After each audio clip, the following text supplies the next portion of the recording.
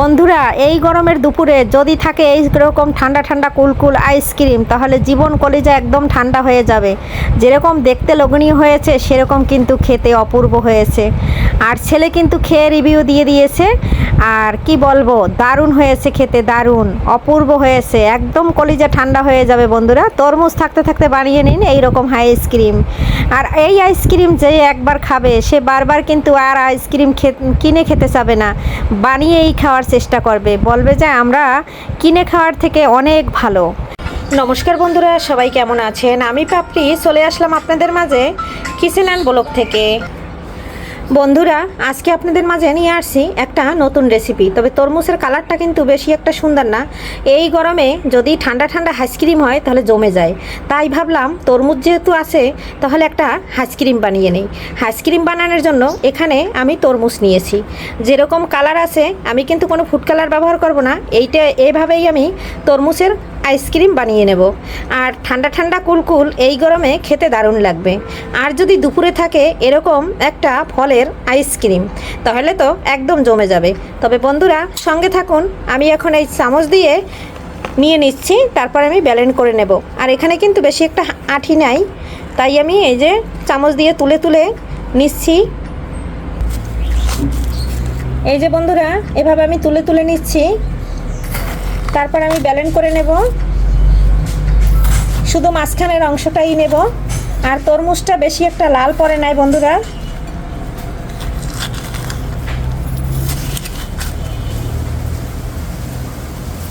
আমি 6টা আইসক্রিম বানাবো। এই যে আমি বাটিতে তুলে নিলাম, এখন আমি বিচিগুলো বেছে নেব।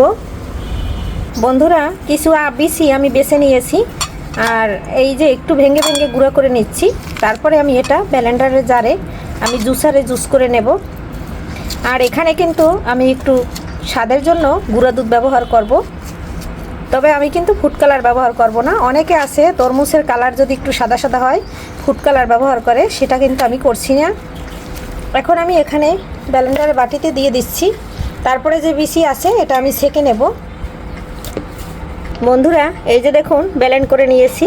এখন আমি ছাকনা দিয়ে ছেঁকে নিচ্ছি। এখানে এখন আমি ঢেলে নিচ্ছি। বন্ধুরা, এই যে একদম কিন্তু আমি জলটা ছেঁকে নিয়েছি। আর এই তরমুজের যে সাদা অংশটা আছে আর বিচি আছে সেটা ফেলে দিচ্ছি।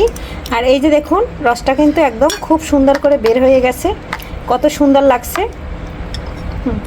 বন্ধুরা, এখানে দিয়ে দিচ্ছি চিনি। তাহলে এখানে আমার বড় চামচের আমি 3 চামচ চিনি দেব, যাতে তরমুজ তো এমনি এই মিষ্টি। 3 চামচ চিনি দিয়ে দিচ্ছি। চিনিটা দিয়ে এখন আমি ভালো করে নাড়িয়ে নিচ্ছি, কারণ এটা 5 মিনিটের মতো নাড়াতে হবে। এখানে আমি 1 চামচের মতো কর্নফ্লাওয়ার নিয়েছি। কর্নফ্লাওয়ারটা একটু জলে গুলিয়ে দিয়ে দিচ্ছি। আর চিনিটা তো দিয়েছি, এতে কি হবে, খুব সুন্দর করে আইসক্রিমটা জমবে। বন্ধুরা, এখানে একটু জল দিয়ে নিচ্ছি। আর এই জলটার সাথেই আমি খুব সুন্দর করে এটা গুলিয়ে নেব, যাতে কোনো লাঞ্চ না থাকে। ভালো করে নেব। এর ভিতরে দিয়ে দেব একটা স্বাদের জন্য 2 চামচ গুঁড়া দুধ। এই যে কর্নফ্লাওয়ারটা কিন্তু ভালো করে একদম ম্যাশ করে নিয়েছি।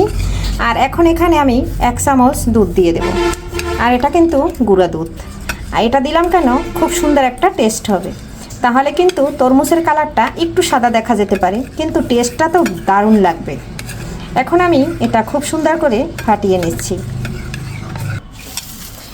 বন্ধুরা, এখন আমি এখানে কর্নফ্লাওয়ার আর দুধ ঢেলে দিলাম। দিয়ে ভালো করে আমি এটা নেড়ে ছেড়ে চিনিটা গলিয়ে নিলাম।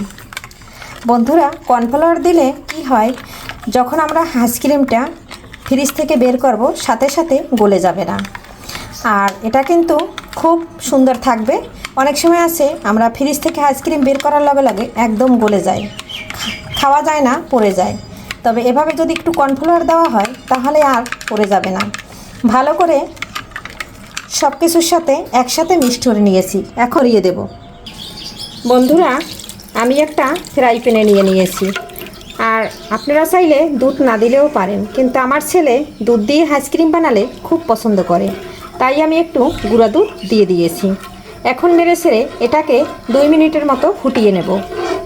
বন্ধুরা, এই যে 2 মিনিট ফুটিয়ে নিলাম, এতে কিন্তু খুব সুন্দর করে গাঢ় হবে, গাঢ় হইলে আইসক্রিমটা কিন্তু খুব সুন্দর বসবে। আর এই আইসক্রিমটা কিন্তু এরপরে কিন্তু আমি এটা খুব সুন্দর করে ঠান্ডা করে নেব।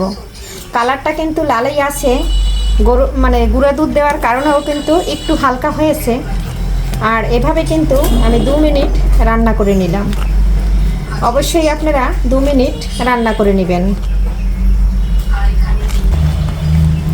বন্ধুরা 2 মিনিট হয়ে গেছে, এখন চুলার জালটা অফ করে দিচ্ছি। অফ করে দিয়ে এখন ফ্যানের নিচে নিয়ে যাব এটা ঠান্ডা করার জন্য। আমি কিন্তু এটা ঠান্ডা করে খুব সুন্দর করে একটা বাটিতে নিয়ে নিয়েছি, আমার ঢালার জন্য সুবিধার্থে আনায় পড়ে যাবে। এখানে আমি হাফ বাটি করে নিয়ে নিচ্ছি। আর আমি কিন্তু 1 টাইম কাপ নিয়েছি, আপনারা চাইলে আইসক্রিমের বাটিও নিতে পারেন। আইসক্রিমের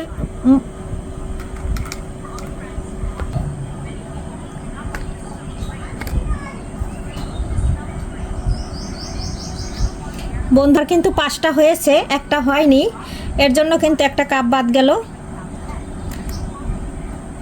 বন্ধুরা এখন আমরা আইসক্রিমের কাঠি বসিয়ে দিচ্ছি, একটু কাট করে বসিয়ে দিচ্ছি, যেরকম আইসক্রিমের মিলে যেরকম বানায় কাঠি বসিয়ে দেয় সেভাবে দিয়ে দিচ্ছি।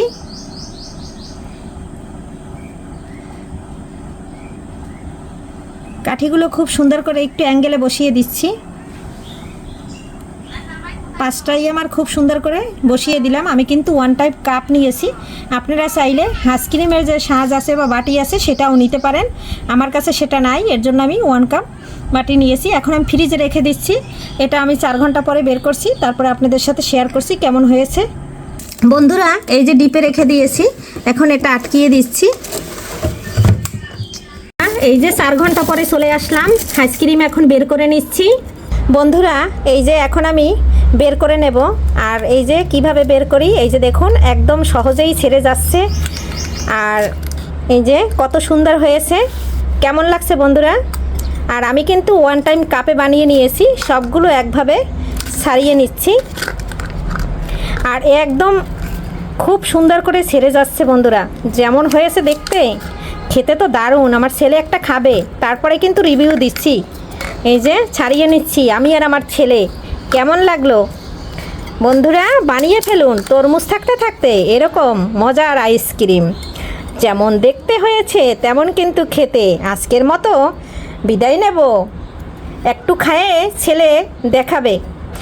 আর যেমন দেখতে হয়েছে বন্ধুরা, দারুণ দারুণ, একবার হইলেও বানিয়ে নিন। আর কেমন লাগলো আজকের ভিডিওটা, আশা করছি আপনাদের কাছে ভীষণ ভালো লাগছে। সবাই ভালো থাকুন, সুস্থ থাকুন। আজকের মতো বিদায় নিচ্ছি, আবারও দেখা হবে নতুন কোনো ভিডিওতে। এ পর্যন্ত সবাইকে বাই বাই।